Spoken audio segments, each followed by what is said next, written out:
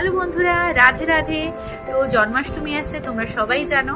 তো আজকে যাব হচ্ছে গপু ভাইয়ের জন্য দোলনা কিনতে, আরও টুকটাক কিছু জিনিস কিনবো।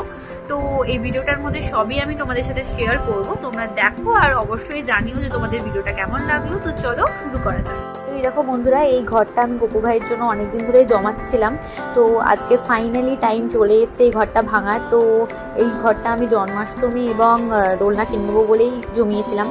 তো ফাইনালি ভাঙলাম, দেখতেই পেলে তোমরা এতগুলো টাকা পয়সা বেরোলো। আমি, মা, বোন, বাবা সবাই মিলে ছোটোবেলায় যেরকম কোনো কিছু কিনতে যাওয়ার আগে ঘর ভাঙতাম, সেরকম ভেঙে টাকা পয়সা গুনছিলাম। তো এই যে আমরা বেরিয়ে পড়েছি যাব বলে। তো দোকানে গিয়ে আমি ভিডিও করতে পারিনি, কিন্তু এই যে আমাদের দোলনা নেওয়া হয়ে গেছে। এখন আমি তোমাদের ফাইনাল সেট আপটা দেখাবো। এই দেখো, দোলনাটা হচ্ছে পুরো সেগুন কাঠের আর খুব সুন্দর, তোমরা দেখতেই পাচ্ছ। আর গপু ভাইকেও বসিয়ে দেখাচ্ছি। এই দেখো, গপু ভাই তো খুব খুশি হয়েছে আর আমিও খুব খুশি যে আমি গপু ভাইকে কিনে দিতে পেরেছি। যাই হোক, তারপর এই সোনার টিপটা কিনেছিলাম। তো এটা মা কিনে দিয়েছে, গপু ভাইকে গিফট করেছে। তো আমি পরিয়ে দিয়েছি, দেখো কি মিষ্টি লাগছে গপু ভাইকে।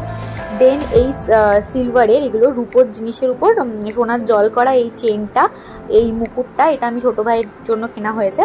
আর একটা বাঁশি কেনা হয়েছে, যেটাও ছোটো ভাইয়ের জন্যই কেনা হয়েছে। এখনও বড়ো ভাইয়ের জন্য রূপোর বাঁশি কিনে দেওয়া হয়নি, বাট আমি অবশ্যই কিনে দেবো, আমার খুব ইচ্ছা। দেখা যাক গপু ভাই কী করে, কী চায়। গপু ভাই যখন চাইবে অবশ্যই তখন হবে। তো তোমরা জানিও ভিডিওটা তোমাদের কেমন লাগলো। কিন্তু এখন অবধি গপু ভাইয়ের আমি ড্রেস কেনা হয়নি জন্মাষ্টমী, সেটা আমি নেক্সট ব্লগে তোমাদের সাথে শেয়ার করব।